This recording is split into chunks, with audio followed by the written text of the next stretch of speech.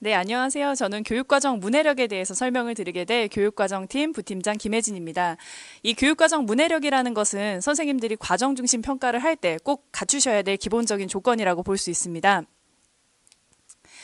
일단 먼저 교육과정 문해력의 개념에 대해서 설명을 드릴 건데요. 교육과정 문해력이란 우리 국가 수준의 교육과정의 성취 기준을 중심으로 교육과정을 읽고 해석해서 교육과정을 재구성하고 배움 중심 수업과 성장 중심 평가를 실행할 수 있는 실질적인 능력이라고 볼 수 있습니다.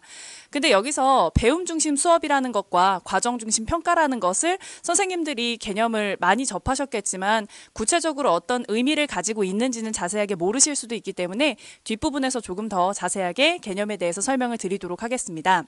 그리고 선생님들께서 교육과정 문해력을 갖추시게 되면 다음부터 본인의 개인적인 무엇을 갖추실 수 있느냐, 교육과정 조망도라는 것을 가지게 됩니다.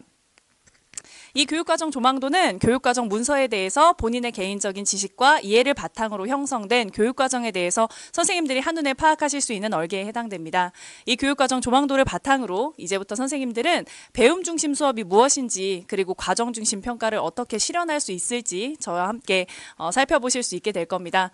배움 중심 수업이라는 것은 학습의 주체를 학생으로 두는 것인데 이 학생의 자기 주도성과 자발성을 바탕으로 교사와 동료와의 상호작용을 통해서 참된 학력과 자기의 생각을 키워나가기 위한 수업에 해당된다.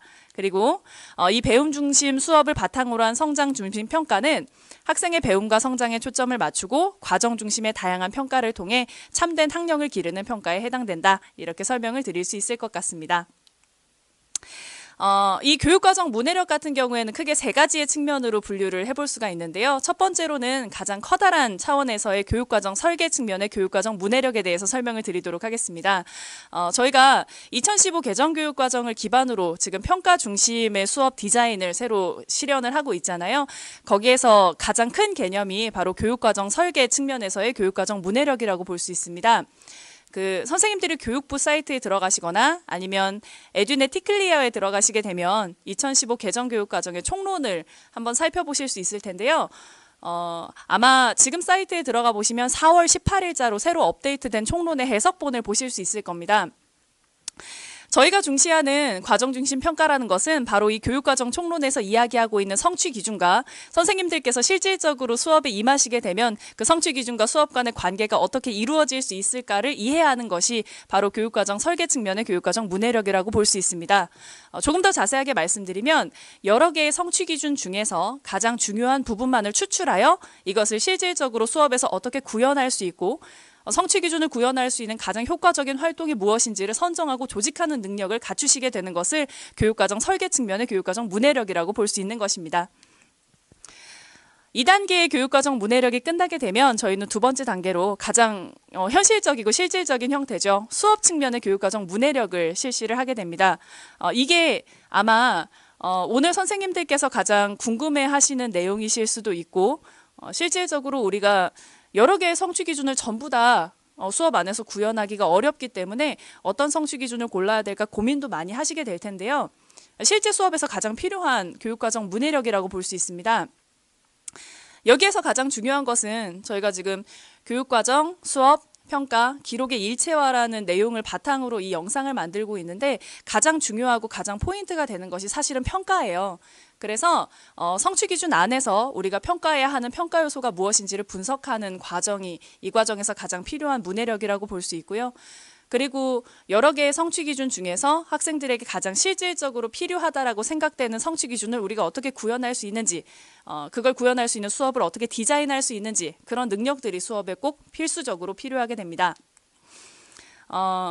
여기에서 꼭 선생님들이 항상 생각을 하셔야 되는 게 저희가 수업 안에 평가를 녹여내는 과정을 항상 고려를 하시고 수업을 디자인을 하셔야 됩니다. 즉, 보통 저희 학교 같은 경우에도 수행평가를 실시할 때 기말고사 이전에 2주간 굉장히 급박하게 아이들에게 과제 형식의 수행평가를 실시하시는 선생님들이 많이 계신데 그런 식의 수행평가로는 아이들에게 제대로 된 과정 중심 평가를 구현할 수가 없습니다. 그래서 이 교수평기 1차화에서는 한 학기 교육과정이라는 것을 굉장히 중요하게 이야기를 하는데요. 학기 초에 미리 수업과 평가가 동시에 갈 수 있는 적절한 수행과제를 선정하시는 능력이 2단계에서는 굉장히 필요하게 됩니다. 그리고 아마 저희 팀장님인 양철웅 선생님께서도 피드백의 중요성에 대해서 굉장히 중요하게 많이 말씀을 하셨을 거예요. 이 단계에서는 반드시 평가가 평가로 끝나는 것이 아니라 이 평가를 통해서 아이들이 한 단계 더 성장할 수 있도록 평가 결과 피드백을 고려해서 수업 설계를 하는 것까지의 능력을 필요로 합니다. 2단계가 끝나게 되면 저희는 마지막으로 평가 측면에서의 교육과정 문해력에 대해서 중요하게 배우게 될 것 같은데요. 여기에서 가장 중요한 것은 무엇이냐면 2015 개정 교육과정 안에 굉장히 여러 개의 교과의 성취 기준들이 있습니다. 이 성취 기준 안에서 어떤 것을 평가할 것인지의 평가 요소를 뽑아내는 능력이 교사에게 필요하게 됩니다. 예를 들면 다양한 성취 기준 중에 문학이라는 교과를 제가 지금 가르치고 있는데 이 문학이라는 교과 안에서의 여러 개의 성취 기준 중에 어떤 것은 수업 안에 투입해서 교사가 학생에게 지식을 전달하고 본인이 찾을 수 있도록 하는 것이 능력이 필요해질 수 있고 어떤 것의 성취 기준은 반드시 학생으로 하여금 수행해서 그 과정을 관찰하고 기록하는 것이 필요한 성취 기준이 있어요. 그 두 가지의 성취 기준의 차이를 파악하고 이 성취 기준은 꼭 평가에 투입해야 되겠다라고 생각할 수 있도록 하는 평가 요소 분석 능력이 이 단계에선 굉장히 필요해지고요. 그리고 이 성취 기준을 바탕으로 학생을 어떻게 평가할 수 있을까의 최적의 평가 도구, 그리고 언제 평가해야 하는지에 대한 평가 시기, 이 두 가지를 선정하는 능력 자체가 평가 측면의 교육과정 문해력에 해당이 됩니다. 제가 앞에서 말씀드렸던 내용을 종합하면 사실상 교육과정 문해력이라는 것은 지금까지 국가 수준의 교육과정은 굉장히 덩어리진 커다란 하나의 형태를 35명의 한 교실 안에 있는 학생들에게 일괄적으로 전달하는 형태였다면 지금 우리에게 그 교사들에게 요구되는 교육과정 문해력이라는 것은 한 교실 안에 있는 여러 명의 학생들의 전부 다 개개인의 니즈를 파악할 수 있고 맞춤형으로 적용할 수 있는 교육과정을 교사가 만들어내는 능력이라고 보시면 돼요.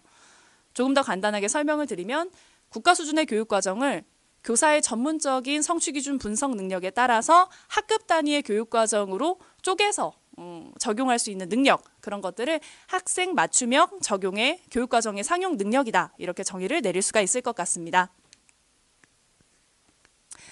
이 교육과정 문해력의 단계는 크게 4가지의 단계로 이루어지는데요. 첫 번째로는 교육과정의 문서가 무엇인지를 찾는 능력에 대해서 말씀을 드리고 싶은데, 이거는 선생님들께서 교육부 사이트나 에듀넷 티클리어 같은 많이 알려져 있는 사이트에 들어가시게 되면 나와 있는 교육부에 공지되어 있는 기본적인 문서부터 시작을 하셨으면 좋겠어요. 거기에 나와 있는 개정 교육과정 총론이나 해설이나 그런 내용들을 바탕으로 본인이 필요로 하는 교과의 성취 기준을 가장 먼저 숙지하고 있는 것을 기본으로 삼을 수가 있습니다. 두 번째로는 이 교육과정을 해석하는 능력이 필요한데요. 사실 교육과정 문서라고 하면 되게 부담스럽고 어려움을 많이 느끼시는 분들이 많이 있을 것 같아요. 한 300페이지, 200페이지 이렇게 많이 되거든요. 근데 그 실업계에 해당하는 교육과정 내용 제외하고 자기가 가르치는 교과의 내용을 제외하면 분량이 그렇게 많지 않아요.